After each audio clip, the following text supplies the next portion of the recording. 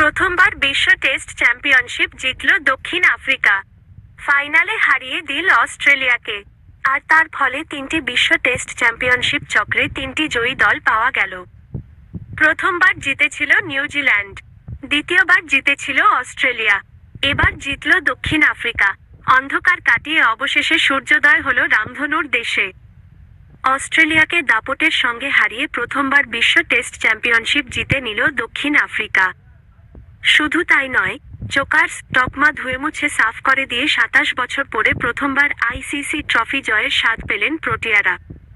১৯৯৮ সালে ICC knockout champion হওয়ার পরবর্তী ৩ দশকে বারবার ট্রফি জয়ের সামনে এসেছেন তারা।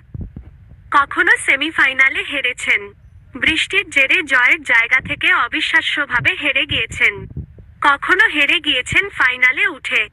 ছিটেফোঁটা মেলেনি ভাগ্যের সহায়তা, চোখের জলে বারবার ছাড়তে হয়েছে মাঠ। এমনকি গত বছর ২৯শে জুন ভারতের বিরুদ্ধে নিজেদের হাতের মুঠোয় থাকা টি-২০ বিশ্বকাপ ট্রফিটা ছুঁতে পারেননি।